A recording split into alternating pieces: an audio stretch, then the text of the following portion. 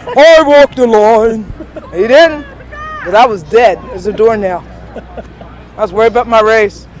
So how many hours of sleep did you get? Went to bed 12:30. The 1, the 2, the 3, the 4, the 5. No, 1 o'clock, the 2 o'clock, 3 o'clock, 4 o'clock, 5 o'clock. 5 o'clock I woke up. 5:30 I woke up. 6 o'clock I woke up. I said, the heck with this. I'm getting up. So 5 hours. I do better when I have less sleep. Really? Yes. That's wild. For somebody who is watching you race today, and maybe this was their first exposure to Special Olympics, how do you feel about being a part of an organization like Special Olympics and getting to take part in events like this? Well, number one, to start off, we're no longer an organization, we're a movement. And I think today, just people watching me run, it goes to show what we could do. In sports, that is. But it opens their minds, and some people will say, well, hey, if these people can run like this, then also they can live in our community and work in our community like this. And it transcends into, people think of Special Olympics as just running and that type of thing. It transcends into the discipline of being able to live in the community. Because to be a good runner, or to be any kind of runner, you have to be disciplined. To do anything in sport, you have to be disciplined. To come to Special Olympics, you have to be disciplined. Not only in the sense of running or anything like that, but in the sense of having respect for others from other nations. I'm black. Most of my roommates are white. They have respect for me. I have respect for them. Live with other people. The same things you do in the community.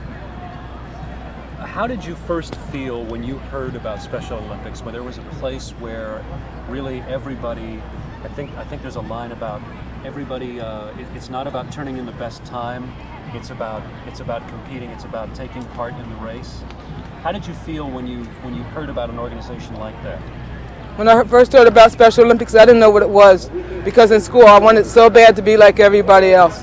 And one of my dreams was to have a track team. And of course, when I tried to start that track team, this is before the girls had the right to take part in sports. So I had a big part in my hometown on Title IX. And when we did get a little track team together, I was shunned away. That was not my first time. But when I heard about Special Olympics and I went to my first meet, I looked and said, gee, everybody's in special grade. Everybody's like me. And I felt that this was my home. And that was in 1970. So after that, I knew that I had a true home in Special Olympics. And to me, it's to be a part of. And there's a lot of people in this world that do not have their dreams become reality. But I know mine have become reality. Until I'm 90 and 9, I could take part in Special Olympics. You have really gone through a lot of challenges to get to this point today. And there were people who really believed in you. Yes. When others didn't.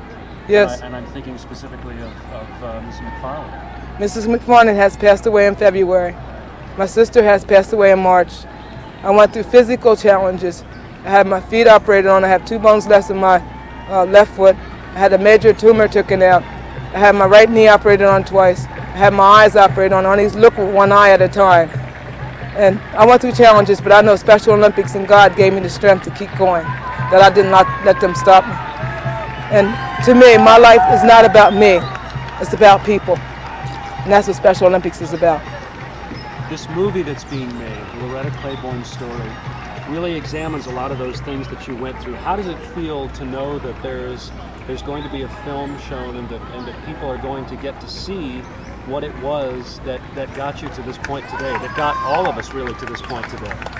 Well, to me, so far as my life story, it doesn't feel any different than it's ever did. You know, the whole thing about it is that it feels great for me, my life story, to be used as a vehicle for Special Olympics to show where it's come from and where it's going. Not only impact the sports, what has to do with people all around the world in their lives, but with people with mental retardation all around the world in their lives, but where the program or the movement has come from that one-day track meet to this big, massive event called World Games, to all the events that go around the world, day in and day out, all the sports that's given, 22 different sports, to have people have a right to compete and absolutely free, at no cost to the athlete. And that's why I feel so dear. And I tell you, God has blessed me with some wonderful people. Mrs. Shriver is the most wonderful person in my heart, other than my mother. What was it like when you first met Mrs. Shriver, when she and you talked about taking part in the Special Olympics? Do you remember that day pretty clearly? I met her in 1972 in Los Angeles, but I didn't know who she was. I just thought it was this elderly lady. And I looked, and a lady that was with me said, "You know who that is?" I said, "No." "No, ma'am." She said, "That's Mrs. Shriver. She's the one that started these games." And I went home on that plane because I was so happy. Like, how can they do this? And it don't cost nothing. My mom can't afford this. She's on welfare. And I just remember that lady day in and day out, this lady. Then I knew about her brother. And I was like, hey, this lady's doing this for us. You know, she doesn't have nobody like us. She has a sister, but her sister doesn't take part in this. She does it because she cares about other people. Then I met her again in 1980 or 81, and we talked. And I knew I had a true friend. To this day, me and Mrs. Shriver is true friends. We help each other out. What do you want people to feel when they watch this movie that airs in January? When the film is over, what do you want them to think or to feel having watched the story?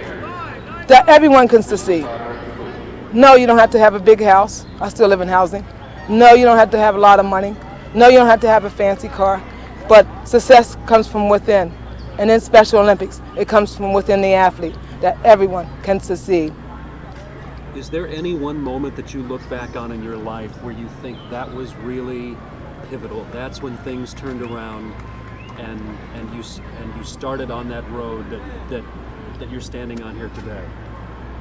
I would say back in 1980, 81, I was going through a bad case of, I guess you would call like mental illness. I didn't understand what it was.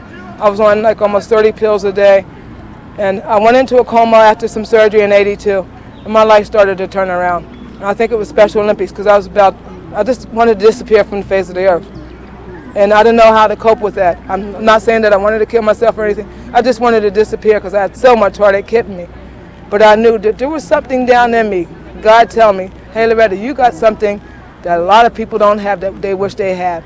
You know, you have something, and you think people don't want to be like you. But for every person that says you're bozo or a retard or something like that, there's 25 people out there that want to be like you. And who would ever want to be like me? That's the, sure, yeah. I'm going to give you a sip of water. Just a sip of water. We're almost done, Loretta. Your shoulders burning? Doing a great job there. No. Yes, My sir? shoulders, not my shoulders, not my hands are tired.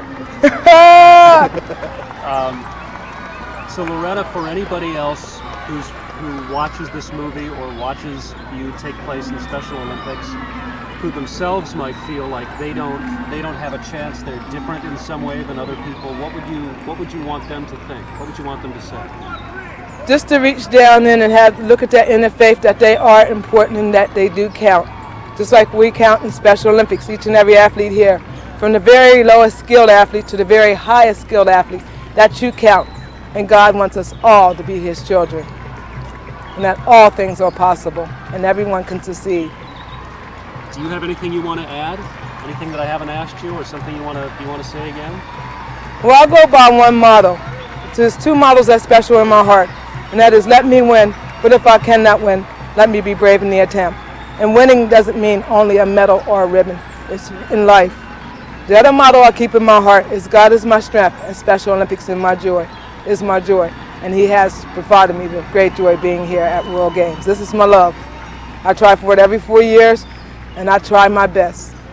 And that's all anyone would ever want me to do. You saw it here today with my coach. He was happy with what I did, and I was very happy. You mentioned that you would rather have a silver medal with the time that you With got. a good time than a gold with a bad time. Can you say that sentence in its entirety for me? I'd rather have the silver medal with a good time than a gold with a bad time. This 13 minutes is very important. That was my best time of this year. And I'm going to be 46. I'm like 15, 16 years older than my competitors. So I was very, very happy for this.